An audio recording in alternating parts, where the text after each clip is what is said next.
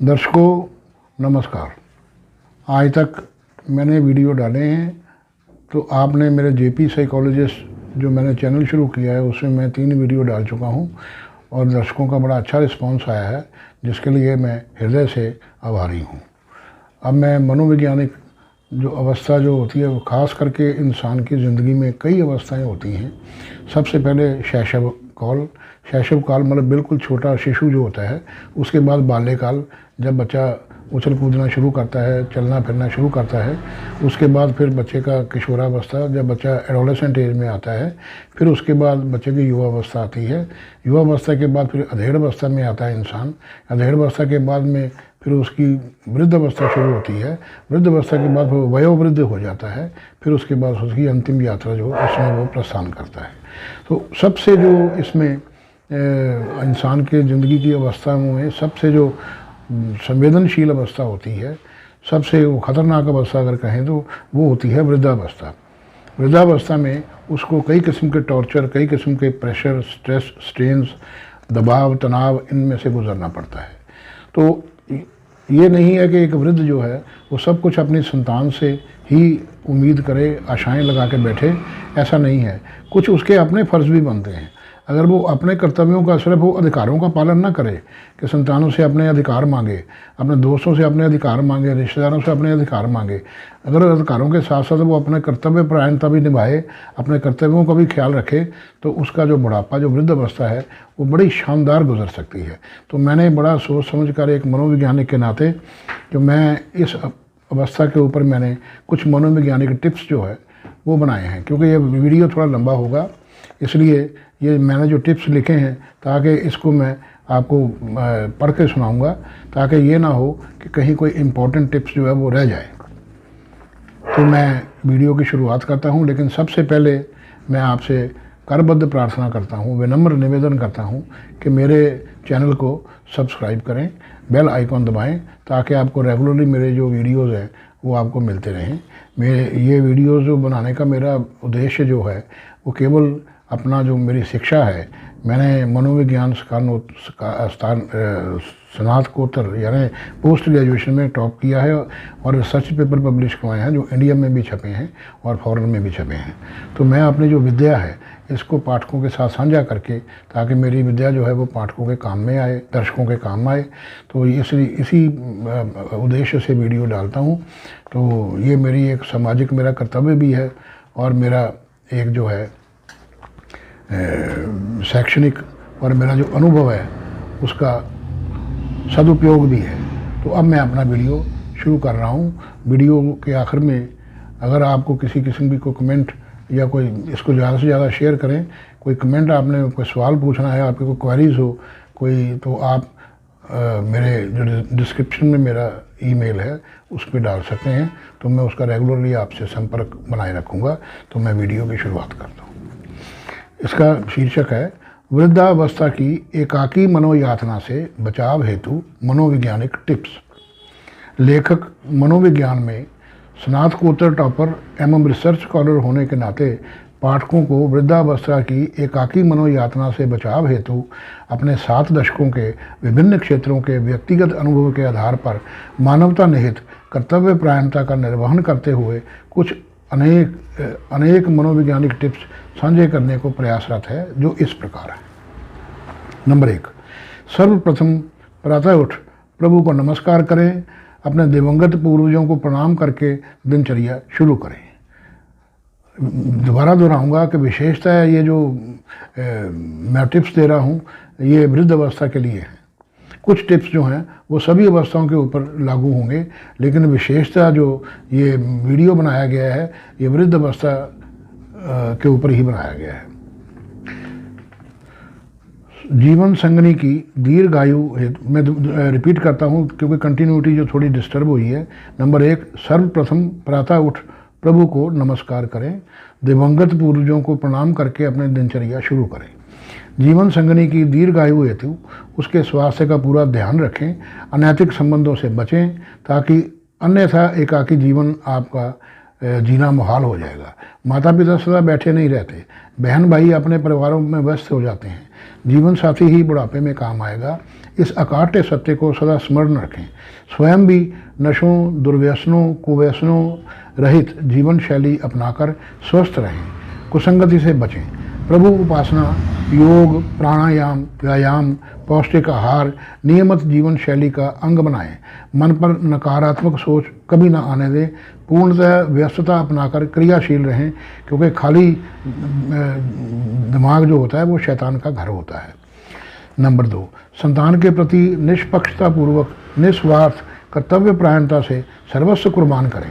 उन्हें शिक्षा, व्यवसाय, दाम्पत्य जीवन में स्थापित कर उन्हें उनके विवेक पर छोड़ दें। परामर्श केवल मांगने पर ही दें, क्योंकि जो बिना मांगे परामर्श होता है वो दुखदायी होता है। पूर्णतः प्यार व छाया संतान को प्रदान करें, परंतु उनसे कोई आशा या उपेक्षा न रखें। नंबर 3, बरगद के विशालकाय वयोवृद्ध पेड़ की भांति परिवार को छायापूर्ण सुरक्षा, परिवार, प्यार व अनुभवों का लाभ दें, परंतु अपने परामर्श पर चलने को विवश न करें। उन्हें अपने विवेक अनुसार जीवन में स्थापित होने दें। पौत्र पोत्रियों पर संपूर्ण प्यार लुटाएं, परंतु उस प्यार के इजहार का दिखावा न करें, वरना बहू बेटे ब्लैकमेलिंग की सीमा तक जाकर अनुचित मांगे मनवाने को भी विवश करेंगे। आगे, अंतरंग रिश्तों को सहेज कर रखें, परंतु अगर रिश्ते जी का जंजाल बन जाएं तो वो मर्यादाहीन हो जाएंगे।